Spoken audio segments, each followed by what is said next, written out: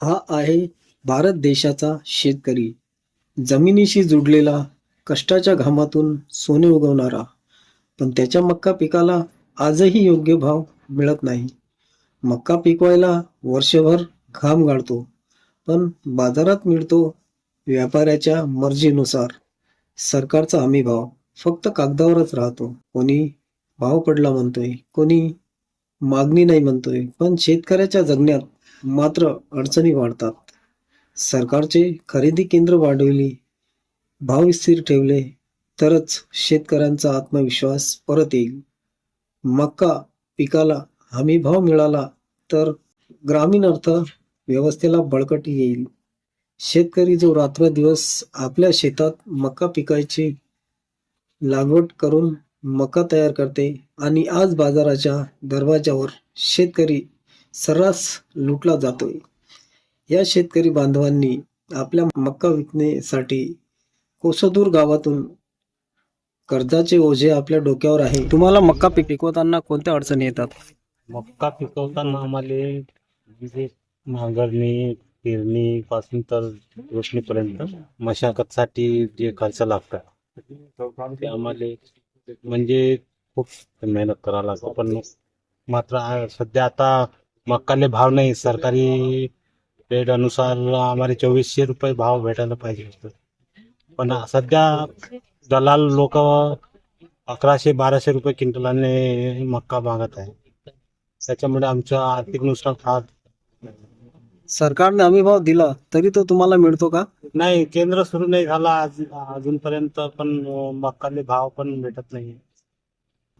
शेतकऱ्यांची मजबुरी आहे की आपली उपज विकण्याकरिता मजबूर आहेत, कारण त्यांच्याकडे भांडार कक्षेची सुविधा नाही. आज हा मक्का शेतकऱ्याचा आवाज कोणी ऐकणार का?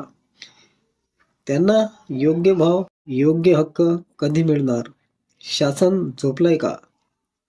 की हा अन्याय असाच नशिबाचाच भाग झाला आहे?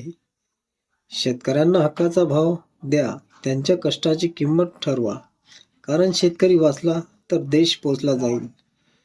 महाराष्ट्र अमरावती जिल्ह्यातील मेळघाट क्षेत्र व इतर क्षेत्रातील शेतकरी बांधव मक्का पिकाला हमी भाव मिळेल त्याकरिता अचलपूर कृषी उत्पन्न बाजार समिती येथील सभापती साहेबांना निवेदन देण्यात आले.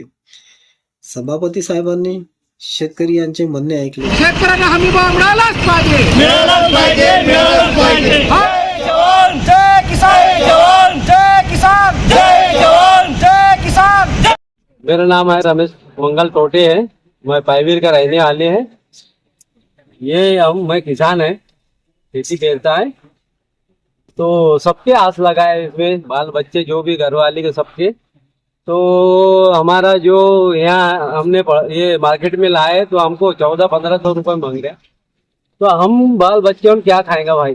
कुछ नहीं खाएंगे। 1400-1500 में कुछ नहीं होना। हमको 2400 रुपये जो है हमको वो मांग होना हमको। आणि तोंडी आश्वासन देण्यात आले. काही दिवस उलगडल्यावरही मक्का पिकाला हमी भाव मिळाला नाही. पुढे शेतकऱ्यांनी आपली समस्या घेऊन विभागीय आयुक्त कार्यालय अमरावती येथे आपली धाव घेतली. तेथे निवेदन देण्याकरिता साहेबांच्या कक्षेत आयुक्त साहेबांची. कोणत्या गावचे आहे तुम? नहीं पता कर नहीं देता ना, करके तो 40,000 कर्जे ही लग गए। गिरा कल पे बोना मजूरी लगाना। आज मैं 3 दिन हो गए यहाँ पे, गिरे नहीं आया तो 10 का बात मांग रहे। और दिवाली कैसा मनाएंगे तुम अभी? अब दिवाली का सही में नहीं है, कुछ भी बिक गया तो अच्छा है, नहीं तो दवा दीवा लेके जाएंगे।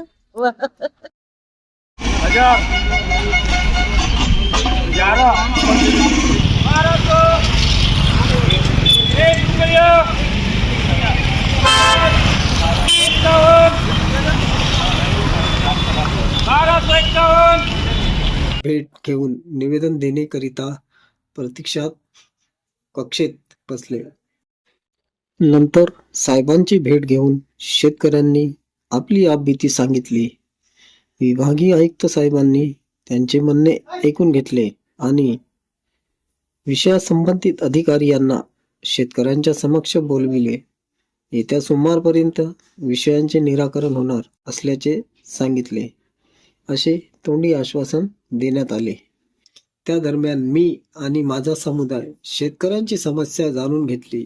मेरा नाम रामबाबू दहीकर है और हम कल भी एपीएमसी कार्यालय में हमारा आंदोलन लेकर गया पदयात्रा को और वहाँ के पदाधिकारियों से बात किया है कि हमारे मक्का को हमी भाव जो गवर्नमेंट ने तय किया कि न्यूनतम भाव 2400 वो मिलना चाहिए और उसी प्रकार आज हम आयुक्त मैडम से बात किए और आयुक्त मैडम ने कहा है कि सोमवार तक के हम जरूर उसका हल निकालेंगे और पीडीसी द्वारा म्हणजे आदिवासी विभाग द्वारा इस खरीदी को लगाएंगे ऐसा हमें आश्वासन दिया है आज. तो आज हमने आयुक्त मैडम से बात किया है और उसके जो संबंधित जो अधिकारी है जिला अधिकारी का पुरवठा निरीक्षक उनने कहा है कि हम सोमवार तक के आपको पत्र के द्वारा और फोन के द्वारा आपको माहिती देंगे. आणि ती समस्या संबंधित अधिकाऱ्यापर्यंत पोहोचेल त्याकरिता